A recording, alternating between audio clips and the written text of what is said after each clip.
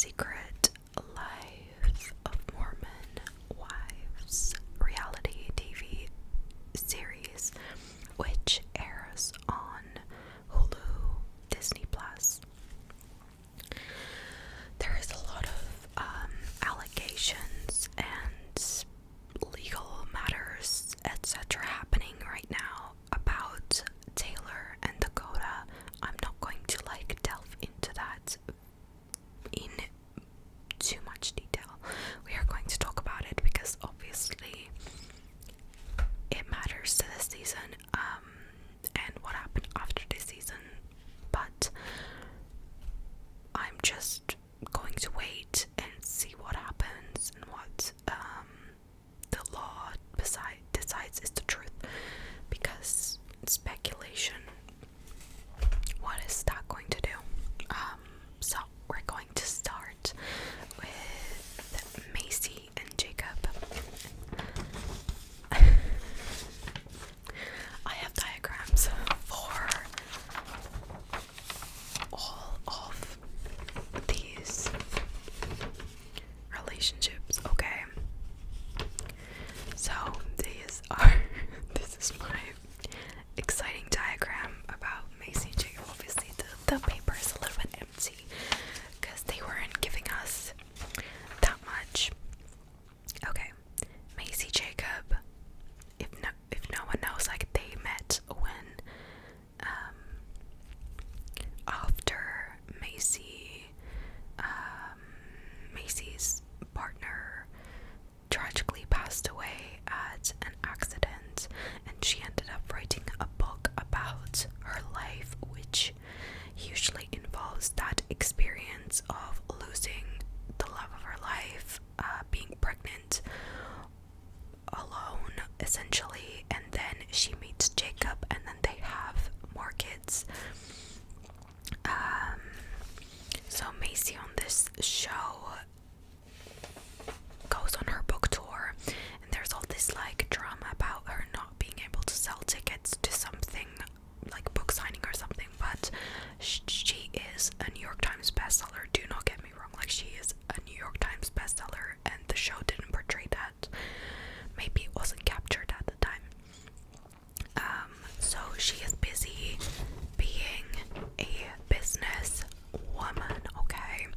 And Macy and Jacob, they are the highest level of Mormon, in my opinion, of all the couples in the show. Highest level of Mormon. I rate them as active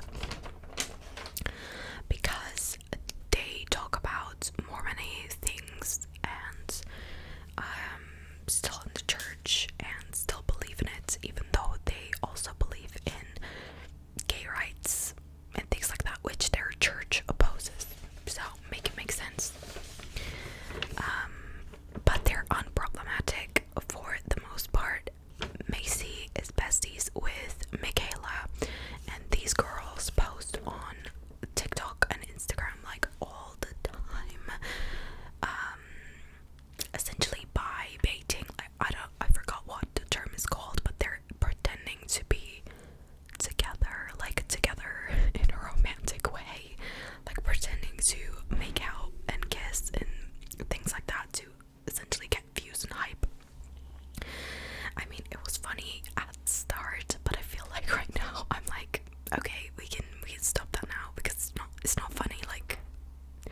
You're not, so stop. It's I don't know, maybe it's just me because nobody says it and I like them still, don't get me wrong, it's a joke, but find another way to get likes and views.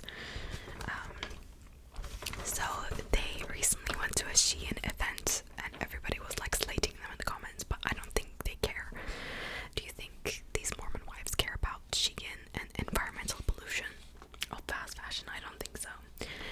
To be honest, these people are the least problematic, so this is why we're starting from them. Jacob on the show is very supportive of Macy, and I think he runs her business, Baby Mama, which is supplement brand, and the book stuff. They do business together. I don't think he works his previous job anymore. He just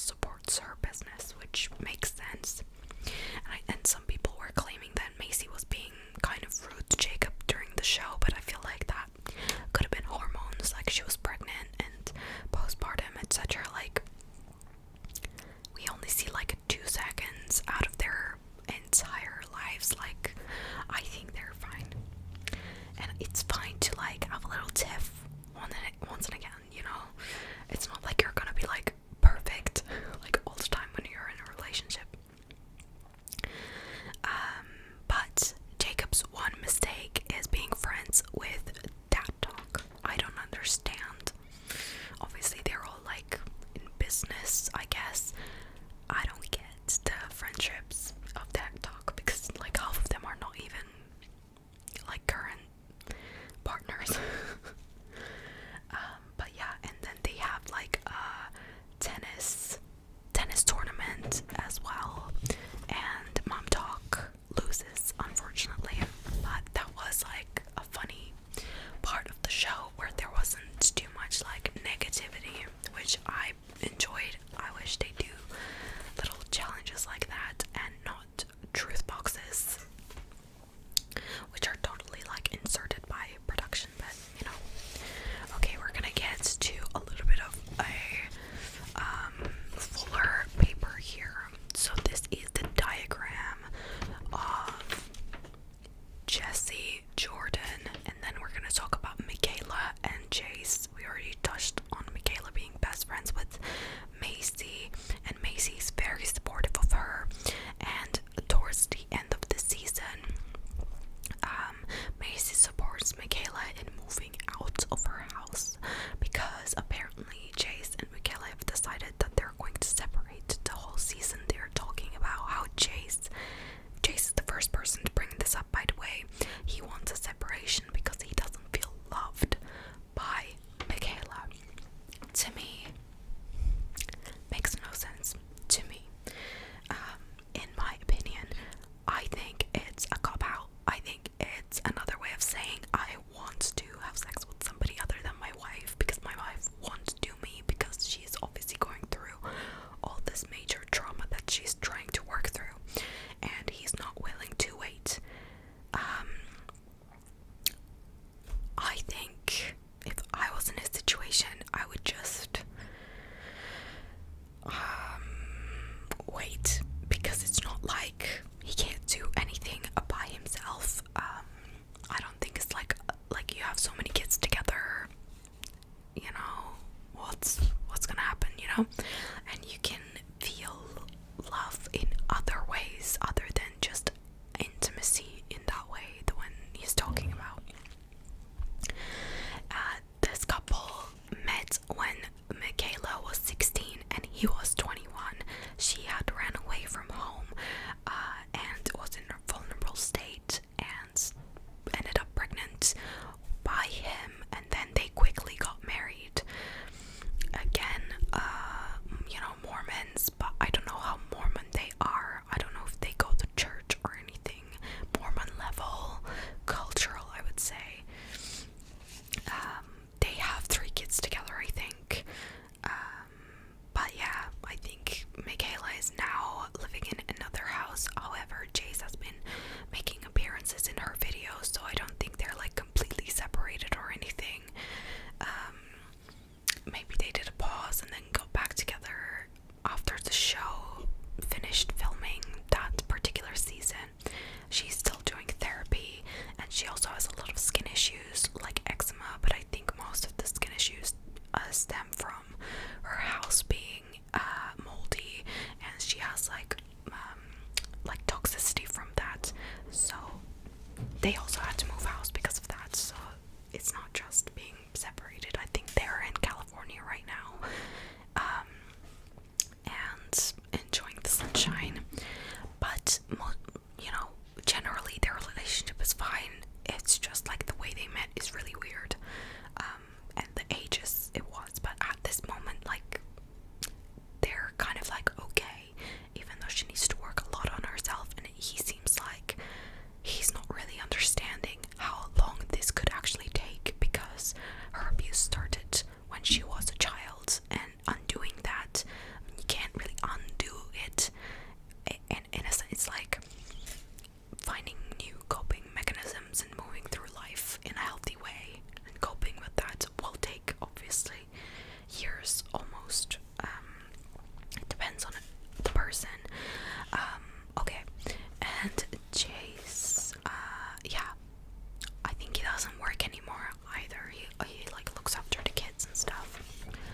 most of these guys don't work anymore in their like original jobs, if they had any. So Jesse and Jordan, obviously they had a really big drama this year, and as soon as the show was over, we learned that Jordan filed for divorce. Jesse and Jordan were doing a separation, like trial separation or whatever, but honestly she was just looking for like an excuse to divorce him, and she just never gotten around to biting the bullet. On the show she found out that Jordan and her prenup wasn't actually like done properly, so she might lose half of everything she has if he ends up being a selfish like he is right now. I don't think this guy is like so, I wrote, rude, entitled, egoistical, self-centered, and insecure at the same time. He is like, watching him exist on my TV is just toxicity is emitting from the TV screen. Like, one of the people on the show that I don't like at all. He's so rude to her. So there's no reason they should be together anymore. Like, everybody was saying that it was such an unhealthy dynamic. And even though like they tried to work on it, apparently she was sleeping in a hotel every night because they constantly got into arguments. My cat is going crazy in the background, trying to dig the tub, I guess. Sorry about that. Jordan also loves Dad Talk. He claims he is the leader of Dad Talk, which is comprised of these dudes here. So we have Jacob, Chase, Dakota, Zach, Connor, Jace, and he loves wearing his little merch hats that look so ugly. Let me check on this. Anyway, he's like trying to assert his self-importance the whole show, I feel like. And when they go to Vanderpump Villa, before they go there, Jesse's like asking him about like, well, are you going to be good? Like, there's so many like women and all this stuff, like things like that. And he's like, yeah, well, they're all gonna try to have sex with me anyway. Like, he's like, you know, they're all going to try to get with me, because I'm so like desirable.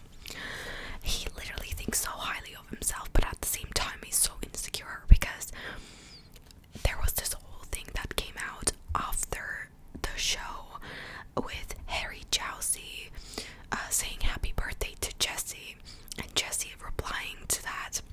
Apparently Jordan like hacked into Jesse's phone and pretended to like created another number pretending to be somebody else, then texted that number something, and then forwarded to Jesse being like, look, my friend is telling me that Harry's coming on to you.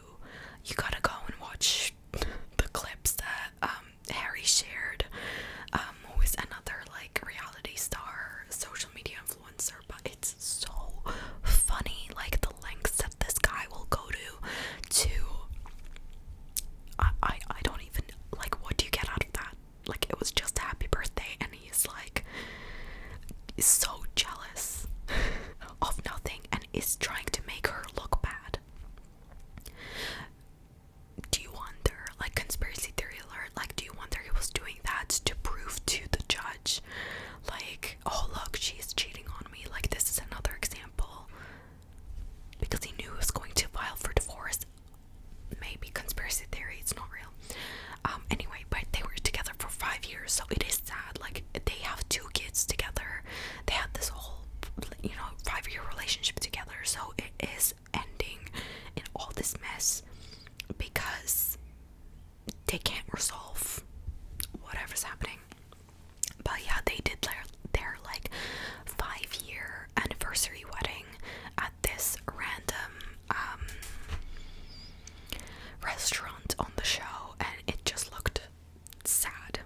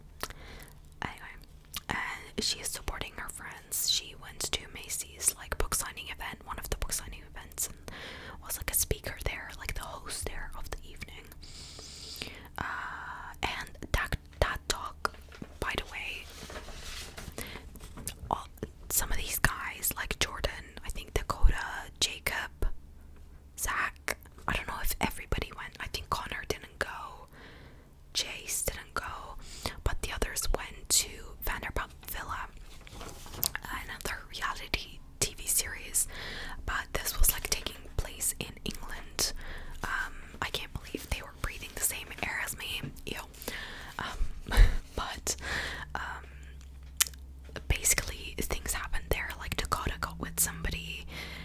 Not that he's not allowed to. I thought the whole thing with Taylor and Dakota being like Taylor being overly dramatic about who Dakota was getting with was in a little bit like why are you getting angry because you're not together anymore? But then it comes out that they're still like emotionally attached, and then proceeded to have sex right before the Bachelorette. It does make sense why she would be angry, because maybe they were talking behind the scenes like, I still love you, I still have feelings for you, something like that. Like, and the whole time Dakota was like, if you just say yes, I would love to be in a relationship with you. It's not, you're the one stopping us. I don't know, their whole relationship is just messy. But yeah, there was an incident that happened at this other reality show that I do not watch and don't have any desire to watch. This is one of the most important diagrams, because these families were connected at some point because of the Dancing with the Stars TV show. So Jen and Whitney get on the Dancing with the Stars TV show, and it's all happy, amazing, you know, we love each other, the things of that nature. But once Jen is eliminated, I feel like things turn sour and they're not really besties anymore. And Jen claims that Whitney is not genuine and she is only like nice in front of the cameras, even though Whitney has shown many instances of her trying to reach out to Jen, and Jen is straight up just ghosting her, like looking at the message and not replying at all. Like, so I don't understand why Jen is saying she's not reaching out to her, even though there's proof that she has tried. I think this whole dynamic, like, Jen is super jealous of Whitney and her talent and the opportunities she's able to get because of Dancing with the Stars and how far she was able to push that. And I think it's not only her talent, but she has a great management team. Like, whoever is her PR person is fantastic. Like, her manager, PR, marketing, everything, they have been doing the work to get her name out there. There's been so many news stories with her name on it in great publications that are relevant, and therefore she got a role in Chicago the musical. And she got a leading role in a Hallmark movie, like a romance movie that's going to come out this Christmas, which I think they've already filmed. How? I have no idea how they did that. I think they filmed it. I'm not sure, like, if whatever we saw was just a teaser or it wasn't, but I feel like they already filmed it and she just wants to keep this going. I feel like she's going to leave the show, but if she leaves the show, I don't know if I want to watch it anymore, because she's like the only kind of sane one left, like one of the sane people in the group that is also interesting to watch, because I feel like it's not really enough sometimes to be the sane person. You also have to be interesting. Like, for example, Miranda, like, she doesn't have much going on, but she's a lovely person. I don't really watch her on the TV, on the screen too much, or follow her, because she's not that interesting to me, because not much is happening. But yeah. Anyways, Whitney and Connor, they have 3 kids, and on the Mormon scale, I gave them Mormon level mission, because Whitney did go to a mission. I'm not sure about Connor, but Whitney did go to her mission of, I think it's 1.5 years for women. But she's, getting all of her deals, the movie deal, the Chicago, and she's going to be doing Chicago with Mark Ballas, who she was on with in Dancing with the Stars.